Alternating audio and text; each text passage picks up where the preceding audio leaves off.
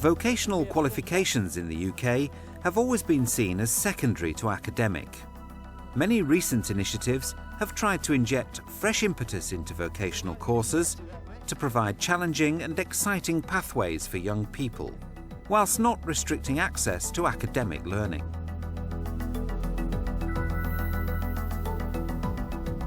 One message we've really got to get over here is that vocational skills and knowledge will complement academic skills and knowledge and will produce a rounded learner, and that's what Britain needs, because that's where our future lies.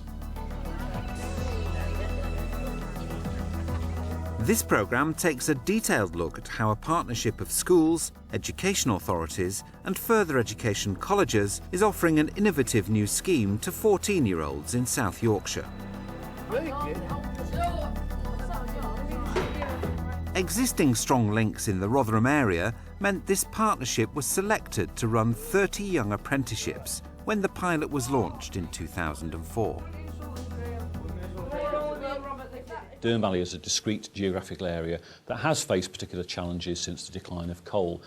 However, that's brought the schools together, and they are very keen to work between schools as well as between schools and colleges and other providers. So we have that history, that tradition of partnership working. In this programme, we will look at the key features of the scheme, how the qualification can be delivered, the partnerships involved, and the selection of the students. The local Learning and Skills Council is a vital partner in the scheme to ensure that the courses delivered are valid. In the Rotherham partnership, Ian Barlow has been the key contact. What we're designed to do with the Young Apprenticeship is to give the young people a truly universal option at 16. They may well go on to do A-levels in a sixth form college or a college. They may well go on to do a more standard course in a college, or they may choose to engage in a vocational programme. What they will find if they do that is that they have an accelerated progress into the route. So it's about options and choices for learners, really. There are several key features around the Young Apprenticeship Scheme which are outstanding and unusual. I think the first is that we're starting very early. That quite often vocational choices in particular are something that have been deferred by and large until age 16. Here we've got a 2-day programme which sits heavily on the school curriculum, which is well planned for, which involves the linkage with business for young people of this age. You're probably feeling completely overwhelmed at the moment, you're probably feeling very nervous, and you have every right to. But don't be. I have been in the same position as you once, so I can remember just what it was like. The second key feature about this as well, I think, is that it's, for the first time, directed at young people who've got higher levels of ability. It's based on Key Stage 2 performance as well as Key Stage 3 performance. It's matched against attendance, it's matched against behaviour, which must be above the norm for the school. We're actually painting a picture of a kind of student who will benefit from this particular kind of programme for the first time ever. The final one, really, is the amount of exposure to businesses, which has never happened before. Most schools will run a work experience scheme, which is primarily an educational experience, I would venture. This is different. This is actually about taking that standing point, giving them that experience too, but at the same time centering their learning within a business and a workplace context. Establishing relationships with one or maybe two businesses, understanding the employer's perspective and seeing how the development of their skills can equip them for work in that area. So it's altogether more focused and more directional than anything that we've ever done before. Perhaps a text somewhere on here just to indicate what these particular buttons are for.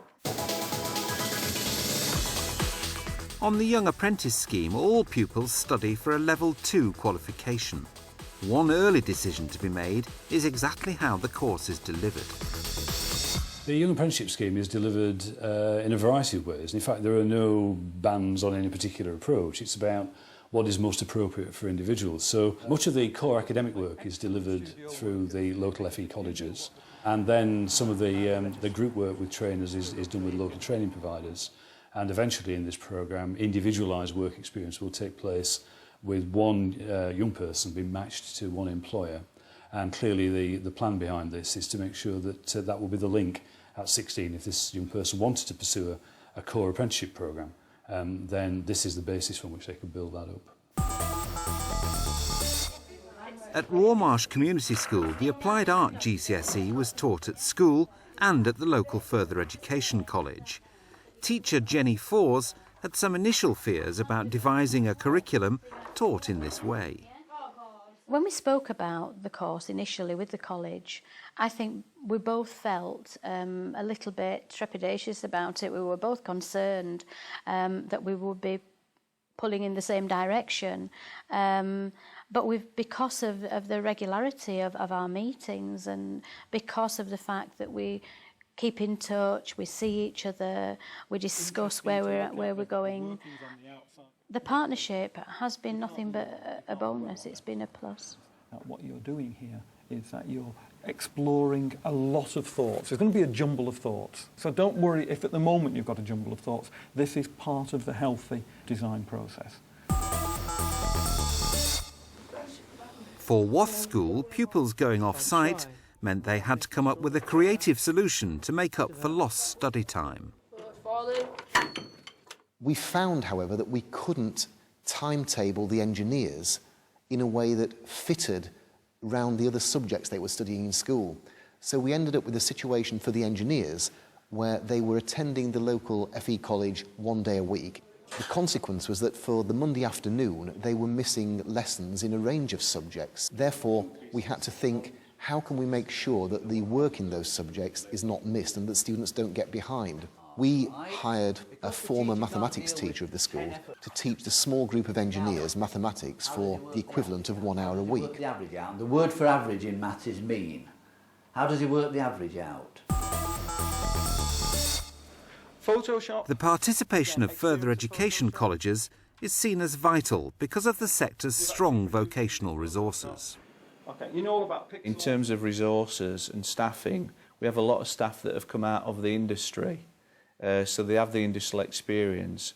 Plus we have specialised areas. So all those developments lend themselves to a more college-biased delivery. Although we do have some joint delivery with schools where college tutors go into the school and deliver on programmes and vice versa. So it's very much a symbiotic approach to education and training that we have. But certainly I would say our advantage is we have the expertise and we have the resources. The Young Apprenticeship Scheme, because of its combination of academic and vocational learning, is dependent on the formation of partnerships. Partnership in Rotherham is primarily a link between the LSC, the Rotherham LEA, an organisation which is known as Develop, which is the Dearne Valley Development Programme, which is the focus of these schools. We've got links with the sector skills councils in engineering, in art and design and in business administration. We've got the engagement of local universities. We've got career service and connection service partnerships, partners linked in with that too. And we have made links with training providers locally in readiness for widening this out. And I wouldn't say the partnership's actually complete at the minute, and the door is not closed. And if we find that there are skills that we need to add to that, then we'll be recruiting. One of the advantages of working within partnership and across a number of schools allows us to actually be quite flexible and creative in terms of our responses to logistical issues. From a professional development point of view, it was fabulous because staff were actually going and sharing their expertise, were sharing good practice with colleagues, were developing in a creative way new teaching and learning resources, and really were developing the best practice within their area of specialism. That's been a strong message that's really come through the programme, that staff can develop their practice through the Young Apprenticeship Scheme. One of the partnerships that we have had in place for a long time is the partnership with Dearne Valley College, our local further education college. Well, I think definitely for the next ones, even for this one perhaps, we're definitely going to need a bigger bucket, aren't we? Oh. The benefit of that partnership is that we know the tutors at the local college, that arrangements already exist for such basic things as students having meals down there when they're at a day at the college. We didn't have to establish procedures that applied just to the Young Apprenticeships programme, and I think that helped the smooth introduction of young apprenticeships. The benefits of being involved with other businesses are that the businesses, for the first time, really start to see what happens within the school. So the business contacts that we have made to support the Young Apprenticeships programme have not only allowed our students to go on work placement, they've also opened our eyes to other curriculum opportunities that exist. So the partnerships you develop have benefits that go way beyond young apprenticeships. They open your eyes to ways of cooperation and collaboration in totally different areas. I think it's absolutely vital that these partnerships are fluid and in development phase, really, because we're not quite sure what's around the corner. We think we've got all aspects of this programme sorted out, but because it's learner-led, there may well be demands from these learners that we're not actually prepared for. This scheme is aimed specifically at high-achieving pupils, and getting the right student is essential. In this section, we examine the experiences of the Rotherham Partnership in selecting the young apprentices. I think a key issue is making sure that you've identified the right youngsters, because in the same way that academic subjects don't fit all, neither does this. And we have to make sure, I think, that we have the right people into the right placements, and that we give them and their parents the right background information to make sure that, that they're well prepared to make that decision. We try to get involved as early as possible because we do have a better understanding of the programmes, and we try and communicate with the schools as best we can. We do have more candidates than we have places. We don't want to turn people away, so we'd like the schools at their end to select the right candidates. Last year and this year again, we'll run a parents' evening where we talk about what the scheme means and dispel any myths that it's actually pigeonholing students on a route that they can't then get off. We are actually going to go through an application process. The students will have to apply and they will be interviewed, so that it will be much more rigorous. It will be seen to be something quite prestigious to be offered an opportunity, and therefore that will help raise the status not only of this opportunity but also of vocational options in general. So, well done to you, and good luck with your future career, and one day I expect to see your name up in lights. Bye. Thanks for helping us, Ethan. Thank you. Thanks. Bye. Bye. Bye-bye. From September 2005, an additional 2,000 places are available on young apprenticeship schemes, and it's hoped places will continue to increase. Feedback from parents, employers and students involved in the Rotherham pilot is positive. But for all partners, the commitments of forming and running a scheme are substantial. I wouldn't want to underestimate the difficulties involved in setting up schemes in this kind of way, because clearly all things will not run smoothly immediately, and there will be immediate problems thrown up for all parties involved in these agencies.